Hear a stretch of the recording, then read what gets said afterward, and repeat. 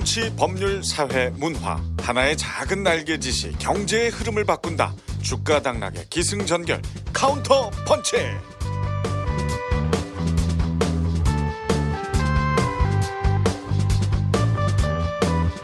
국회를 나오던 날 조직과 인물에 대한 모두 까기가 시작됐다. 아닌 건 아니라고 말하는 남자 정두원.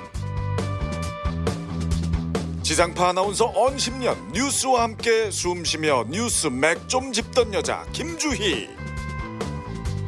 덮어놓고 투자하면 거지꼴을 못 면한다. 알파고급 두뇌 전략 투자마스터 KB증권 임한준.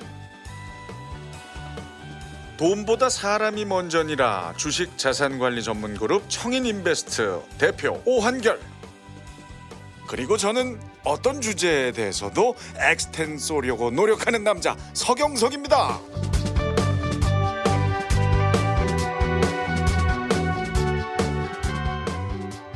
반갑습니다. 한 주간 잘 지내셨죠? 네, 안녕하세요. 우리 저 김주희 씨는 갈수록 아름다워집니다. 아, 감사합니다.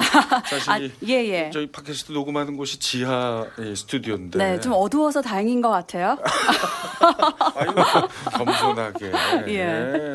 그럼 뭐 특별히 요즘 뭐 이렇게 관리하는 게 있어요? 아니, 뭐 저는 일단은 날씨가 무덥다가 시원해지니까 괜히 기분이 좋은 것 같아요. 좀 낫죠? 저희 방송상으로는 아마 내일 23일이 처서라고 하더라고요. 그러니까 좀 더위가 그치고 이제 시원한 가을을 맞는다. 이런 의미에서 그런지 괜히 기분이 좋더라고요. 하늘도 높아 보이고. 네, 예. 화요일이죠. 화요일 새벽에는 비가 꽤 내렸어요. 서울 근처에도. 정두원 의원님은 어떠십니까? 오늘 아주 머리를 단정히 하고 오셨습니다. 아니, 저는 원래 단정한데요. 저는 아까 주희 씨 얘기 나왔는데 주희 씨 앞에 앉아 있거든요. 예. 행복해요. 월요일이, 화요일이. 이렇게 멋진 예쁜 말씀을 해주실 줄 시크하게 있으셔서 늘 저희가 이렇게 괜찮으신가 그렇죠. 오늘 살피는데 감사합니다. 오늘 저 녹음 예. 끝나고 저 회식 우리 제가 써야 되나요? 김주희 씨가 내는 걸로. 그래야 될 것 같은 분위기네요. 네. 자, 그리고 두 분의 경제 전문가. 예. 바쁘죠? 요즘 어떻습니까? 네, 준비하는 것도 바쁘고요. 네. 이제 그래도 청취해 주시는 분들이 내용이 점점 유익해진다, 재밌다 해주셔서 너무 좋고요. 그래서 더 열심히 해야겠다 생각도 했고 또 화요일이 많이 기다려지기도 합니다. 그래요. 준비하면서 공부도 많이 되고요. 우리 저 청인인베스트의 오한결 대표인데 이 카운터펀치에 정말 많은 시간과 정열을 투자하고 있는 것 같아요. 앞으로 더 많이 노력해야 될 것 같습니다. 그래요. 이게 뭐 좀 심각한 얘기하면 이렇게 저렇게 짧게 끝내고 부끄러워해 사람이. 이렇게 뭐 좀 띄워주려고 그러면 예. 뭐 마다합니다. 자, 반면에 다 받아 드시는 우리 임한준 과장. 네네. 그러니까 이번 주 주제가 사실 주식 투자하시는 분들한테 상당히 좀 가까운 주제라서. 아, 그렇습니까 오늘? 예. 근데 또 이게 반면에 이게 준비하는데 상당히 힘들었습니다. 이게 너무 주제가 방대하기 때문에. 그래서 그런지 오늘 굉장히 표정이 결연하십니다. 그러게요. 예, 예. 뭐좀 다 알려주겠다. 이런 의지가 얼굴이 돋보이나요? 반쪽이 됐어요. 한 1kg 정도 빠진 것 같아요. 진짜로 안 그러세요? 네, 얼굴 이게- 살만. 예, 네, 이게 얼굴 좀 살. 저희 비디오를 못 보여드려서 한인데 네네. 원래 약간 그 마동석 씨 느낌이었다면 그분이랑 한번 파시로 한번 해보고 싶어요. 누가 이기나? 진짜 우리 이만 제가 지겠죠? 몸이 좋잖아요. 네. 예, 근데 얼굴이 지금 아주 반쪽이 돼버려지고 왔어요. 아, 이게 고민이 질 많이 것 됐습니다. 제가 지죠, 당연히. 그냥 장난하면 좋은 네. 겁니다. 자, 매주 수요일 업데이트되는 카운터펀치 팟빵 파티 아이튠즈에서 청취하실 수 있습니다. 검색창에서 카운터펀치 찾아서 구독과 하트 눌러주시고 응원글 다루어줬으면 하는 주제에 또 질문 많이 남겨주시기 바랍니다. 카운터펀치 오늘의 주제를 공개합니다.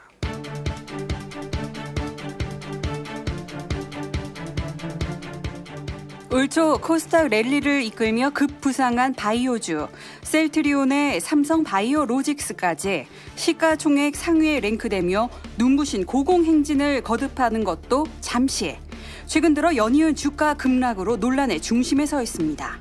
급등과 급락, 천국과 지옥을 오가는 바이오주의 향방은?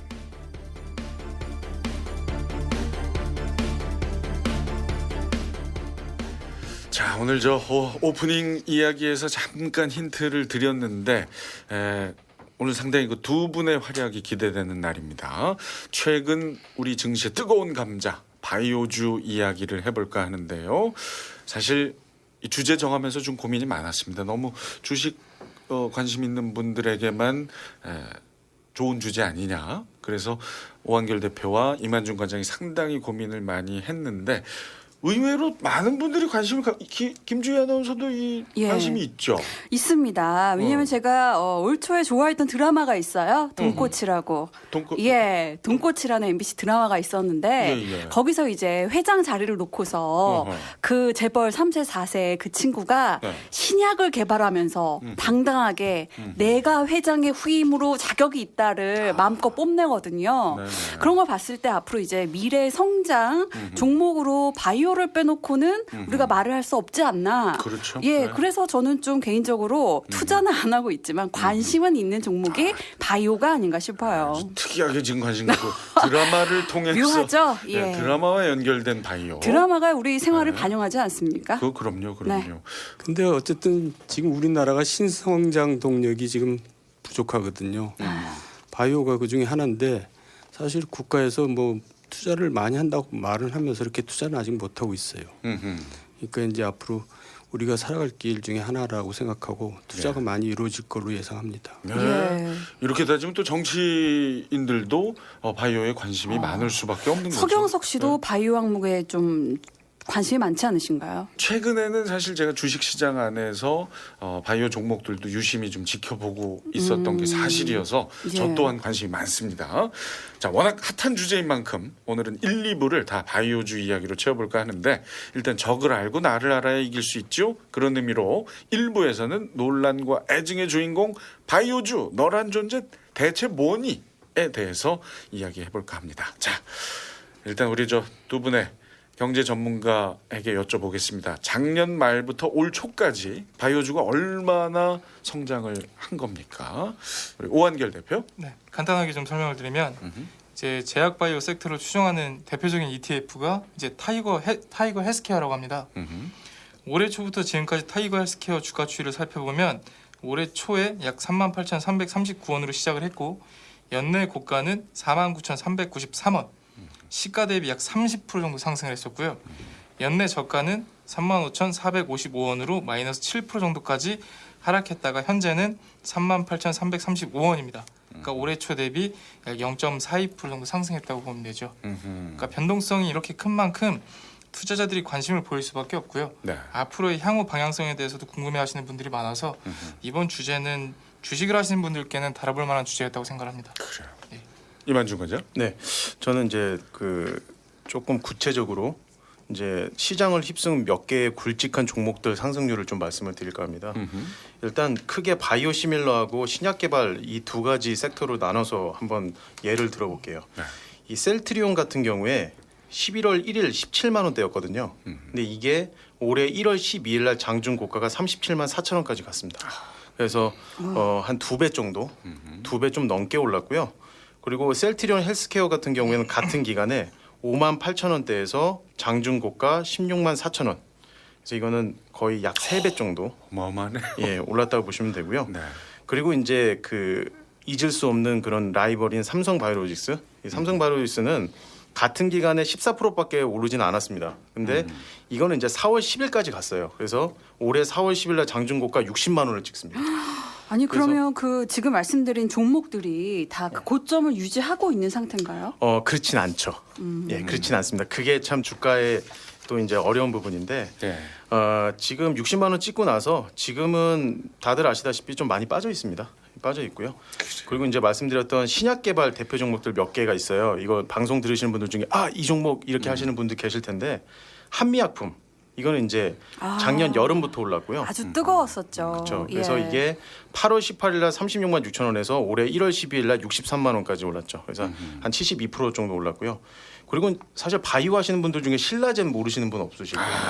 그러니까 간암 치료제 알고 계시고 팩사백 알고 계실 텐데 이게 작년 5월 말에 11,550원밖에 안 됐어요. 요즘에 뭐 빠졌다 어쩌다 그러는데 이게 작년 11월 21일 날 장중 고가가 15만 2,300원이었습니다. 우와, 15배 가까이. 예, 뭐 어마어마하게 13배가 올랐죠. 예, 13배가 올랐고 그리고 또 이제 조금 더 들어가면 바이로메드가 나오는데 이것도 2.5배 올랐습니다. 그리고 HLB라고 하는 회사도 들어보셨을 텐데 이것도 11배 올랐고요. 자, 오늘 저 좀 어려운 얘기들이 많이 나올 것 같아서 간단하게 좀 필요한 용어 정리 시간을 갖겠습니다. 우리 이만준 과장님. 이게 이제 바이오시밀러를 다룰 거니까 당연히 CMO라고 하는 단어가 나옵니다. CMO. 예, CMO. 이게 Contract Manufacturing Organization 이건데 오늘 좀 영어 좀 예. 쓰시네요. 이만준 유학파죠? 네. 네. 굳이 따지자면 영어 그건- 선생님도 예. 하셨던. 아, 네. 근데 뭐 독해 위주로 했습니다. 예.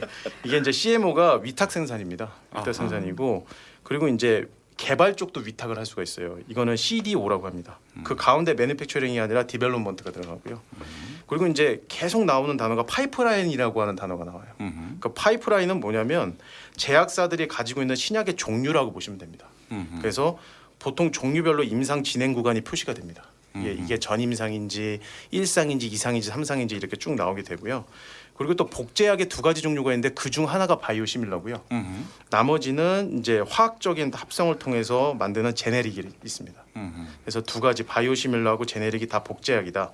그렇게 보시면 좋을 것 같습니다. 그렇죠. 시밀러가 이제 비슷한 이런 거잖아요. 그러니까 바이오 시밀러는 원래 약이 있고 개발한 신약이 있고 그거와 비슷하게 네, 맞습니다. 뭐 이렇게 생각하면 되는 이게 거죠. 특허 기간이 종료된 만료된, 후에 그렇죠. 역시 그 정 의원님도 이 약에는 참 관심 많이 갖고 계시기 때문에 그렇죠. 그러니까 신약을 개발하면 바로 바이오 시밀러가 나올 수는 없는 거죠. 그렇죠. 그렇죠. 그쵸. 특허 뭐 만료가 아무래도, 되고 나서 예. 뭐 유체라든지 그걸 통해서 이제 새롭게 더 좋게 만든다거나 그냥 비슷하게 가격이 만드는 거. 저렴하게 나오는 게 바이오 시밀러가 그렇죠. 자, 되겠죠. 이게 오늘 네. 정말 할 얘기가 많은데 네.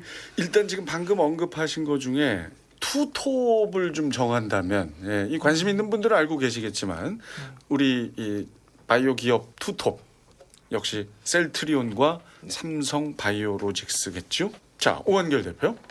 삼성바이오로직스 같은 경우에는 바이오 의약품 생산 전문 기업이고요.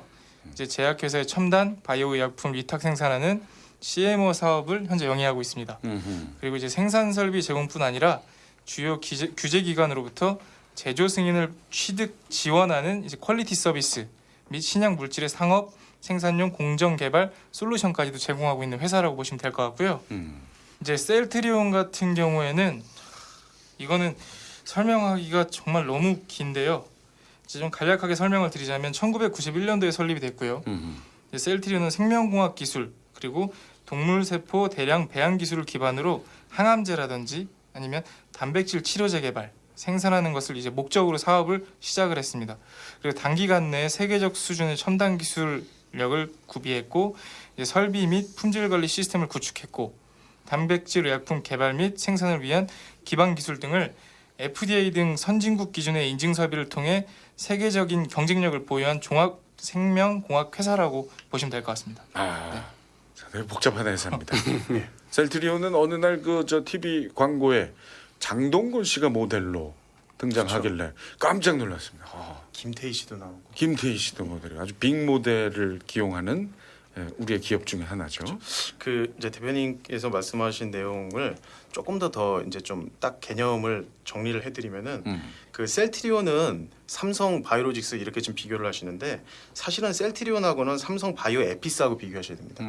그리고 셀트리온 헬스케어를 삼성 바이오로직스하고 비교를 하셔야 돼요. 아하. 예, 이 두 개가 이렇게 짝이라고 보시면 됩니다. 왜냐하면 그 그룹 내에서 동일한 역할을 하고 있어요. 네, 동일한 역할을 하고 있고. 어떻게 구분이 됩니까? 그 지금 말씀하신 내용에 다 포함이 됩니다. 그 삼성 바이오로직스도 그렇고 지금 말씀드렸던 헬스케어도 그렇고 셀트리온 헬스케어도 그렇고 위탁 생산 회사예요. 그러니까 판매하는 회사. 헬스케어는 좀 다르죠. 판매하는 회사인데 이제 CMO하는 바이오로직스는 이제 위탁 생산하는 회사다. 그렇게 보시면 되고 에피스나 아니면 이제 셀트리온 같은 경우에는 연구 개발 회사라고 보시면 됩니다. 연구 개발해서 만드는 회사, 만들어낼 수 있도록 하는 회사. 예, 맞습니다. 판매를 대행하고 또 뭐 생산을 대행하는 회사가 각각 바이오로직스와 셀트리온 헬스케어다. 그리고 이제 조금 더 이해를 돕기 위해서 지분 관계를 좀 말씀을 좀 드리는 게 좋을 것 같은데 이게 셀트리온 창업자는 서정진 회장이잖아요.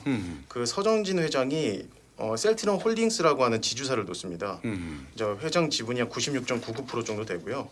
이게 이제 독보적인 대주주인데 이거를 통해서 셀트리온하고 이제 밑에 있는 그런 자회사들을 이제 지금 지배 구조로 갖고 있다 보시면 되는데 근데 이 셀트리온하고 셀트리온 헬스케어하고 지분 관계가 직접적으로 없고 사실 셀트리온 헬스케어는 서정진 회장의 직접 지분이 있습니다. 그러니까 어떻게 보면 서정진 회장이 직접적으로 관여할 수 있는 회사가 셀트리온 헬스케어입니다. 아하. 그러니까 거의 이제 대주주가 34% 정도. 그러니까 지금 서 회장이 34% 가지고 있다는 얘기죠. 그렇군요. 그리고 그 셀트리온 제약 궁금하시잖아요. 네. 제약은 뭐 하는 회사인지 궁금하시잖아요. 보통 우리가 셀트리온 삼형제 그러면 셀트리온 헬스케어 제약 이렇게죠. 그렇죠.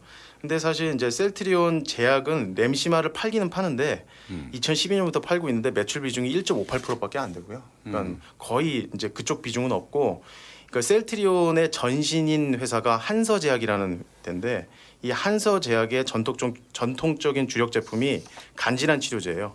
고덱스라고 하는 간질환 치료제인데 이게 이제 작년 4월에는 우리 대웅제약 우루사 아시죠? 네. 그 우루사도 사실 이겼었던.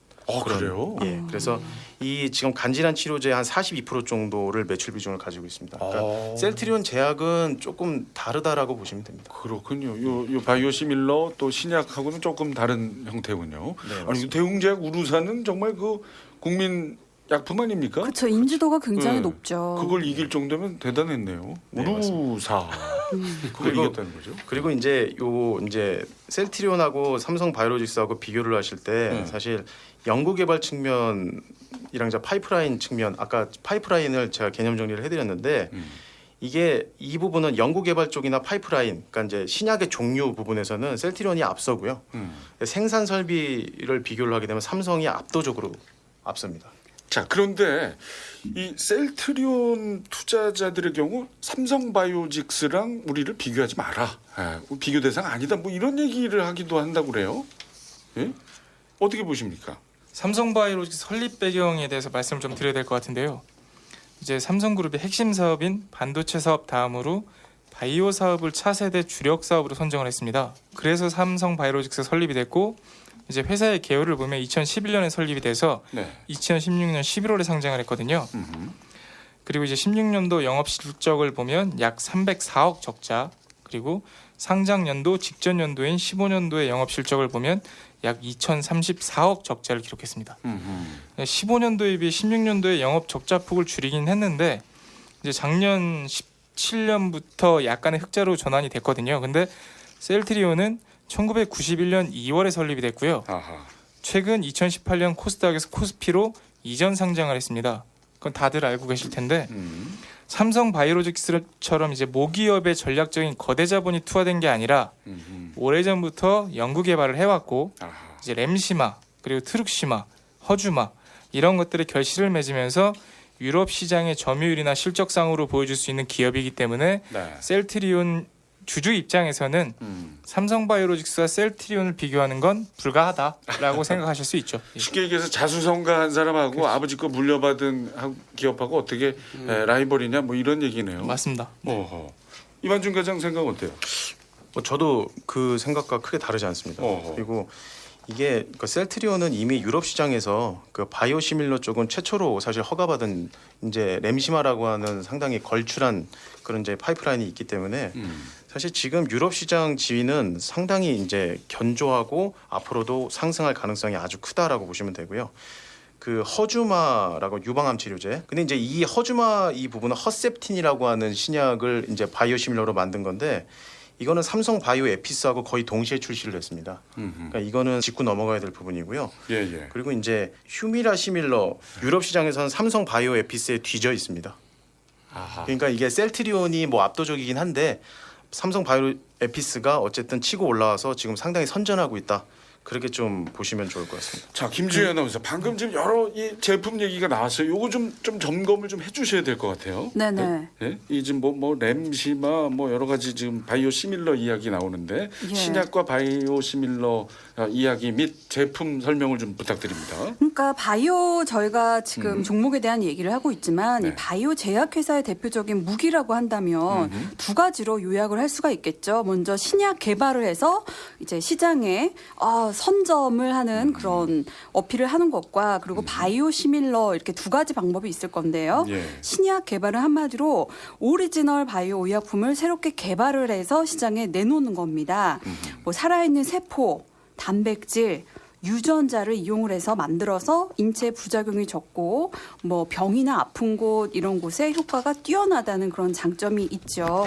그래서 아무래도 비싼 비용을 들여서 실험을 통해서 그렇죠. 개발을 한 만큼 특허 어떤 기간 동안에는 독점적인 지위를 누리게 되고요. 아까 저희가 얘기했던 그렇죠. 네. 그리고 비싼 약가가 책정이 되겠죠. 왜냐하면 그들만의 연구 비용과 시간을 들였을 테니까. 노력했으니까 예. 인정해 주는 거죠. 네네. 하지만 이렇게 되기까지는 정말 많은 시간과 비용을 들였을 테고 또 가격이 높기 때문에 처방을 확대하기에는 장애물이 된다는 그런 단점이 있습니다. 신약의 경우에는 예, 예. 그런데 자, 그리고 바이오시밀러, 그 바이오 제약회사의 두 번째 무기라고 할 수 있는 바이오시밀러는 다시 한번 이제 요약을 해서 정리를 해서 전해드리면 네. 고가의 그 신약을 복제한 약이라고 할 수가 있겠죠. 예컨대 존스앤존스의 레미케이드라는 류마티즘 관절염 치료제가 있거든요. 그거를 복제한 셀트리온, 아까 우리가 계속 얘기를 했던 거기에 램시마라는 약이 바로 그 레미케이드를 복제를 해서 판매를 하고 있는. 그래서 아마 이게 뭐 미국의 뭐 법원에서 뭐 소송을 제기하고 안 하고 뭐 처벌안에 만회했다가 결국에는 승인을 받아서 지금 높은 판매고를 올리고 있는 약품으로 알고 있습니다. 뭐 예. 류마티즘과 관절염 치료제를 복제했다. 예, 예. 세계인이 열광할 수밖에 없죠. 예. 그쵸. 대부분 다 나이가 들면 연세가 앓게 되는, 들면 예. 아니면 또 실버 산업 쪽에 그렇죠. 최고 가치를 올릴 수 있는 분야이기 때문에 네. 그래서 장점이라면 아무래도 오리지널 바이오 의약품과 동등한 치료 효과를 가지고 있음에도 아하. 낮은 가격대로 이제 시장에 나올 수 있으니까 열광을 하고 바이오시밀러의 단점으로는 아무래도 특허 기간이 지나야 만들 수 있는 그렇죠. 그런 점 때문에 기간이 늦게 나올 수도 있고요. 그리고 오리지널에서 오는 뭐 세포의 배양 조건, 정제 방법 등에 대해서 그 특허와는 조금 다른 특성이 있을 수도 있기 때문에 동일하게 제조하는 것이 불가능하다는 위험성도 갖고 있다는 게 단점으로 꼽을 수 있습니다. 네. 신약 개발했으니까 그 신약 개발한 회사에다가 일단 이득을 줘야 되죠. 그래서 그쵸. 일정 기간 그리고 이 대신에 가격은 상당히 높게 팔 수 있게 해주고 그 기간 지나면 이제 시밀러가 좀 더 대등하게 이제 대등성을 네. 갖게 경쟁할 수 예, 예. 있게. 네. 하지만 또 시밀러만의 약점은 있다. 오리지널리티를 그대로 그렇죠. 가져갈 수 있을지는 의문이라는. 그러네요. 예. 자, 방금 얘기하셨던 그 램시마 얘기 좀 더 네네. 자세히 듣고 싶습니다. 유럽 시장 점유율이 상당히 높다고요? 그렇죠. 저희가 아까 뭐 미국 뭐 소송 법원 이런 얘기도 잠깐 했지만 2016년 기준 램시마는요 유럽에서 오리지널 의약품 시장의 40% 이상을 차지를 하고 있고요. 또 한국 회사들의 바이오시밀러가 유럽 시장에서 빠르게 점유율을 높여가는 중입니다. 유럽 시장 오리지널 의약품 시장이 40% 이상이면 어마어마한 거 아니에요? 이 점유율이? 이제 오리지널 약인 레미케이드 가격이 예. 조금씩 계속 하락을 하고 있어요. 아하. 그렇다 보니까 이제 바이오시밀러의 가격 경쟁력이 계속 심화되고 있고요. 현재 높은 것만으로 아직 속단할 수는 없지만 점유율이 높은 건 맞고 다만 지금 진행하고 있는 게 있거든요. 뭐 램시마 SC나 아니면 램시마를 SC 제형으로 그러니까 피하 주사로 변경한 약품들이 임상만 제대로 통과한다면 이제 높은 점유율을 기반으로 더 안정적인 이제 실적을 기록할 수 있을 것으로 보입니다. 방금 얘기가 이제 원래 약 가격이 자꾸 하락하고 있어서 네, 지금 당장 점유율 높다고 안심할 수 있는 상황은 아니다. 그렇죠. 그러네요. 가격이 하락하고 있으니까 현재 점유율만으로 만족을 할 수는 없고요. 없고. 이제 아까 말씀드린 것처럼 이제 피하 주사로 변경한 약품들 계속해서 임상이 통과되고 나와줘야 그 점유율을 유지하거나 더 높아질 수 있다. 이렇게 보시면 될 것 같습니다. 그렇군요. 그런 얘기도 있던데 그 바이오 시밀러 복제약들은 가격을 한없이 낮출 수는 없다. 그것도 규칙이 있더라고요. 신약 개발은 되게 오랜 기간에 거쳐서 만들어지거든요. 근데 특허 만료가 5년이죠. 네. 특허 만료가 5년이면 이 신약이 가지고 있는 점유율이 분명히 있겠지만 바이오시밀러가 가지고 있는 상대적 가격 경쟁력을 생각을 해보면 순식간에 역전될 가능성이 있기 때문에 그거를 이제 지켜주는 차원에서 그렇죠. 예. 네, 그걸 충분히 방지하기 일리 위해서. 있다고 생각합니다. 네. 네. 복제약이 무조건 싸게 팔 수는 없다. 그러니까 좀 오리지널에 대한 예우 같은 그렇죠, 거겠죠. 그렇죠. 예. 예. 자, 이제 다시 지금 셀트리온과 삼바 이야기로 좀 넘어가 보겠습니다. 이 두 대장 주식이 이 상황이 좋아서 그 올 초까지 바이오주가 급등했다. 이렇게 분석하면 되겠습니까? 네. 이게 이제 그 바이오시밀러가 올라갔던 이유는 당연히 셀트리온 이제 파이프라인의 진행 어떤 과정에 의해서 사실 이제 대장주가 올라가니까 이제 그 나머지 이제 작은 기업들이 올라가면서 전체적으로 지수를 올렸다 보시면 되는데 예. 사실 이제 우리나라가 지금 현재 처해 있는 지금 이제 인구 구조 변화가 일단은 가장 큰 어떤 내재적인 이유다라고 저는 생각을 하고 있어요. 이게 시기적으로 이제 우리나라가 이제 2050년에 노령화 지수가 전 세계에서 가장 높은 수준으로 올라가게 됩니다. 그리고 이제 지금 건강보험 재정 부담 때문에 약가 인하 압력이 계속 좀 지속이 되고 있고 뭐 얼마 전에 트럼프도 약가 인하하겠다 그런 얘기 했잖아요. 예, 그래서 일단 그 역설적이지만 이제 정부 대규모 이제 약가 인하 정책이 제약업계를 어떻게 보면 옥죄해 와서 연구개발비를 이제 점점 늘리게 될 수밖에 없는 좀 그런 상황이 처해집니다. 그래서 점점 이제 신약 개발이나 파이프라인 수가 이제 많아지고 그만큼 신약 개발이 계속 좀 진행이 더 심화될 수 있다 그렇게 좀 보고 있고요. 그리고 그 지금 우리나라 이제 65세 인구 비율 같은 경우에 이게 2010년에 11%밖에 안 됐던 게 2050년에는 37%까지 올라갑니다. 그러니까 이게 지금 고령화 사회로 이미 이제 진입이 돼 있는 상태고요. 그래서 앞으로 이제 이런 내용 때문에 우리나라가 다른 나라에 비해서 바이오 관련된 부분이 좀 더 힘을 받을 수 있다고 저는 생각을 하고 있습니다. 예, 그렇다 보니 이제 난치병을 치료할 수 있는 신약 또 그 신약의 효능을 그대로 닮은 복제약들의 관심이 많아지고 네. 따라서 바이오주가 급등할 수밖에 없었다. 게다가 정치적으로도 좀 설명이 되지 않습니까? 정부가 최근에 발표한 여러 정책들 이 바이오주를 오르게 하는 요인으로 볼 수 있지 않아요, 정 의원님? 예, 작년에 호재가 있었죠. 그러니까 9월 27일 날 과학기술정보통신부에서 이제 발표한 게 있는데 그거를 이제 통칭 바이오 경제 혁신 전략 2025 그렇게 나오는데 이게 실은 정식 명칭 제3차 생명공학 육성 기본 계획이에요. 10년 단위로 이제 만드는 건데 예. 이제 세 번째로 만들었죠. 그 내용을 대충 보면 우리나라 글로벌 바이오 시장 점유율이 이제 지금 1.7%인데 27조 정도 되죠. 이거를 2025년까지 5%로 올리겠다. 150조 정도로 올리겠다. 또 글로벌 신약 물질을 100개를 발굴하겠다. 또 1조 원대의 부가가치를 창출하는 이제 블록버스터, 국산 블록버스터를 5개를 우리가 육성하겠다. 그래가지고 일자리를 한 12만 명 정도 창출하겠다 이런 이제 목표를 가지고 그해 벌써 1조 3천억을 지원을 했죠. 그러니까 당연히 호재가 됐었죠. 그렇군요. 정부의 정책 발표까지. 오한결 대표 뭐 덧붙이고 싶은 이야기 있습니까? 네, 이건 아까 이제 이만준 과장님께서 국내적으로 풀어주셨기 때문에 제가 대외적으로 조금 풀자면 네. 사실상 이제 제조업은 중국에 많이 따라잡혔다고 봅니다. 그렇기 때문에 4차 산업 개발에도 조금 약간 늦었다고 봐야 되거든요. 우리나라가 현재. 그렇다 보니까 신성장 동력으로 꼽은 게 이제 바이오 제약주라고 보고 있고요. 바이오 제약주의 상승한 이유를 보면 이제 꾸준한 매출이 발생하면서 실적이 성장할 것이라는 기대감이 아니었고요. 이제 아까 말씀하신 바이오 혁신 전략 2025라든지 각 회사가 진행 중인 연구개발의 성과에 대한 기대감. 그러니까 회사의 제품들이 이제 해외 시장에 진출한다는 거죠. 그러니까 다른 신성장 동력이 없었던 우리나라에서 이제 바이오를 통해서 다시 한번 대외적 입지를 굳힐 수 있다. 이런 것 때문에 바이오 제약들이 그만큼 주목을 받았다라고 보는 관점도 있습니다. 네. 예.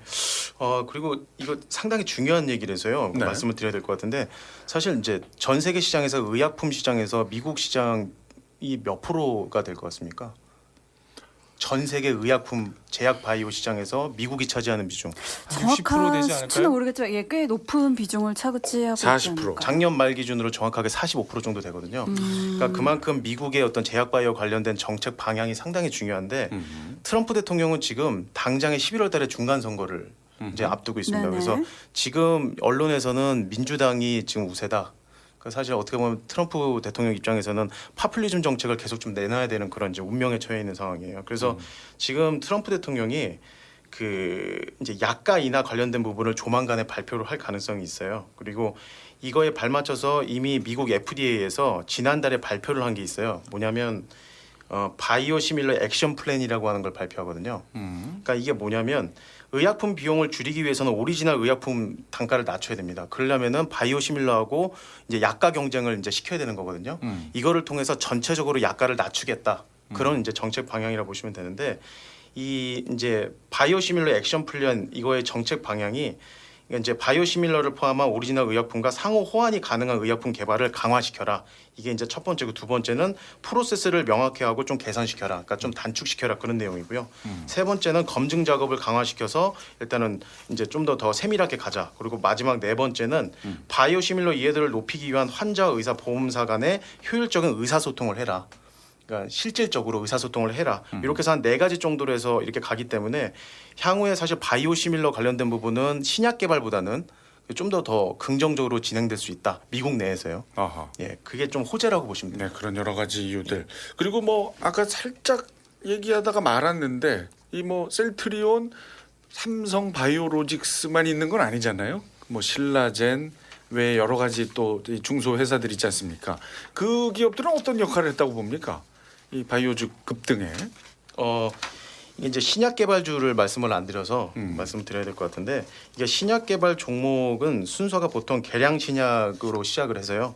그다음에 바이오 신약 개발로 이렇게 이어지는 프로세스를 거칩니다. 그러니까 개량 신약이라는 건 기존에 있는 신약을 개량해서 시판하는 거죠. 그러니까 바이오 시밀러하고는 좀 많이 다릅니다. 그러네요. 예, 시밀러는 이제 비슷하게 만드는 거고, 개량 신약은 신약이네, 신약. 거의 새로운 신약처럼 나오지만 그 이전의 구 신약하고 효능은 좀 이게 포함되어 있는. 그래도 신약 대우를 받는 거죠. 그렇죠. 네, 특허 그 기간도 인정받고. 맞습니다. 그래서 사실은 이제 셀트리온 전에 이미 이제 이 바이오 제약 쪽에 훈풍을 불게 만들었던 종목은 한미약품이었습니다. 아하. 한미약품이 10만 원 밑에 있다가 이게 60만 원까지 갔잖아요. 네. 그러면서 전체적으로 이제 훈풍이 불었다 보시면 되고요.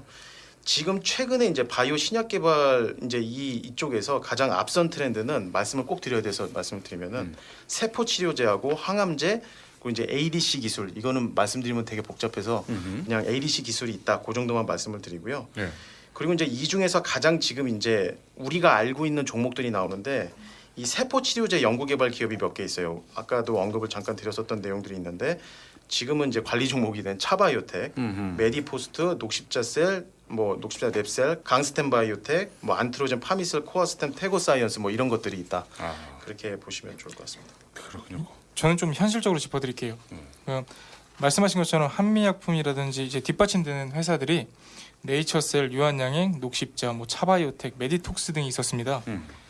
뭐 사실 한미약품이나 부강약품, 대웅제약 이런 회사들은 이미 유명했고요. 팩사백으로 이제 신라젠이 유명해졌고, 그 외에도 바이로메드, HLB, 메디톡스, 안트로젠, 알테오젠 등등이 있는데, 이제 특히 해계 이슈가 있었던 차바이오텍, 그리고 주가 조작 혐의로 검찰 조사까지 받고 있는 이제 네이처셀의 라정찬 씨가 있죠. 근데 이 회사들이 뒷받침을 해줬다, 그건 아니라고 보고 있습니다. 왜냐하면 바이오 종목들의 재무제표를 살펴보면 대부분 적자 기업이나 이제 소형주들이 많고요. 실제로 임상을 거쳤거나 생산되지 않고 있는 약들도 마치 생산되고 있고 시판이 될 것처럼 이제 버블을 일으켰거든요. 아하. 그래서 산업의 특성상 이제 성공 가능성도 사실 되게 불투명하고요. 네. 그러니까 제가 보는 관점에서는 과거의 닷컴 버블 사례와 비슷하게 이제 신성장 동력으로 바이오 제약이 뜨면서 같이 후광을 받았던 게 아닌가, 이렇게 생각을 하고 있습니다. 자, 이 참 말도 많고 탈도 많은 이 바이오주, 실체가 없다, 거품이다, 이런 이제 얘기들이 자주 나오거든요. 이게 왜 그런 겁니까?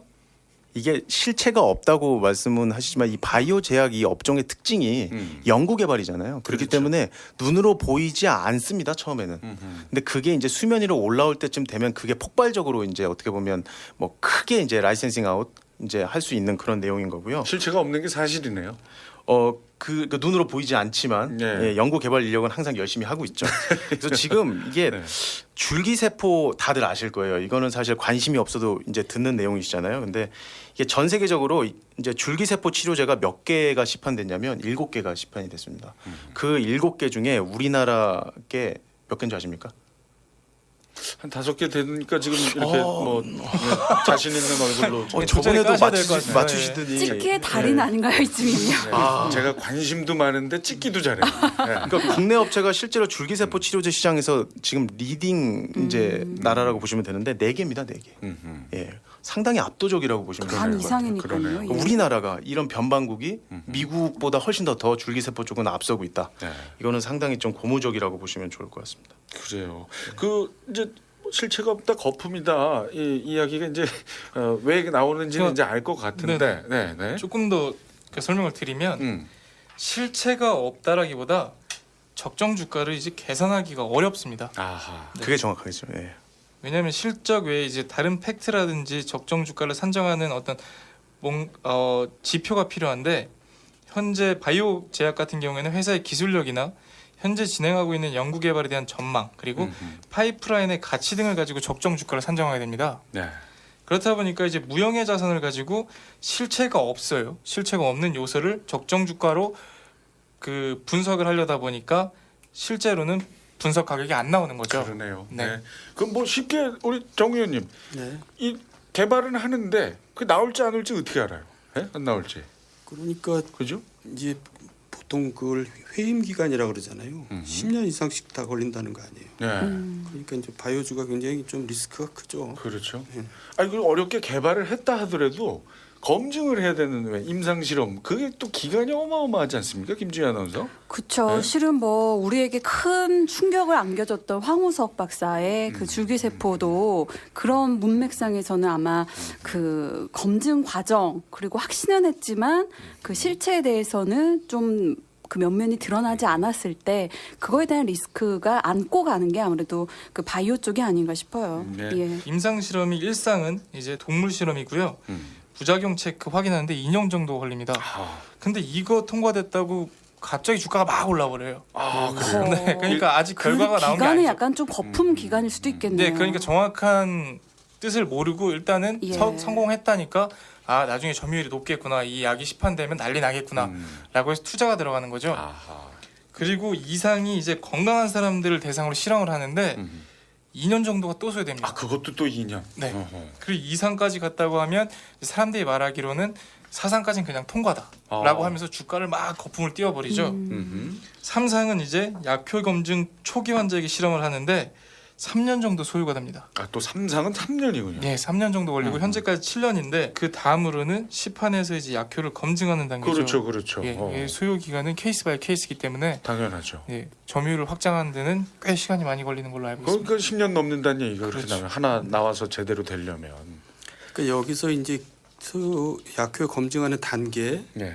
이 케이스 바이 케이스라 그러는데 여기서 사실 정부 규제가 굉장히 심하거든요. 게다가 그래서 지난번에 김동연 부총리가 삼성 방문했을 때 이재용 부회장이 이제 삼성 바이오로직스 때문에 그랬겠지 그 규제를 좀 풀어달라 그런 부탁을 했었고 네. 지금 국회에서도 법안들이 많이 올라가 있는 것 같아요. 정부 입장에서는 상당히 긍정적으로 얘기를 했죠. 예, 좀 풀도록 하겠다. 긍정적으로. 네, 아무튼 그 얘기는 좀 다시 또 하고요. 자, 그래서 이 올 초까지 상승했던 이 바이오주 덕을 많은 사람들이 봤잖아요. 여기저기서 막 노래 부르고 막 그러던데. 그러니까 2017년은 뭐 때문에 웃었냐? 네. 비트코인 때문에 웃었습니다. 아, 비트코인 때문에. 어허. 근데 이게 매수세가 있다가 나중에 이제 정부 규제라든지 그런 게 나오고 나서부터 계속 오를 줄 알고 갖고 있던 사람들이 수익을 다 이제 다시 없어지고 원금이 돼버린 거죠. 원금 이하까지. 그러면서 2017년이 지나갔고 이제 2018년 초에는 바이오 제약으로 많이 웃었는데 실제로 수혜를 본 사람들이라고 하면 이제 바이오 기업들의 임원진들이라고 저는 우선적으로 생각을 하고요. 자산 가치가 정말 크게 상승했습니다. 그렇죠. 서정진 셀트리온 회장이나 신라젠의 문은상 대표 같은 경우에는 연말에 보유 주식을 매각해서 약 1,300억 원 가량을 현금으로 확보하기도 했었고요. 그리고 이제 뭐 말은 그랬죠. 본인은 세금을 납부하기 위해서 매각했다고 하지만 당시 주가는 10.49% 하락했었습니다. 그래서 막 지금 팔아가지고요. 그 네. 팔았다기보다는 이제 대주주가 자기 기업에 대해서 주식을 팔 때는 아, 뭐 다른 이유가 있나 해서. 네, 그렇죠. 아하, 가치가 네. 떨어졌나 이런 네, 거에 네. 대한 의심 때문에 이제 투자자들이 투자 심리가 좀 위축됐었고요. 네. 지금 가격과 비교해봐도 상당히 고점에서 매각을 했습니다. 아, 그래요. 네.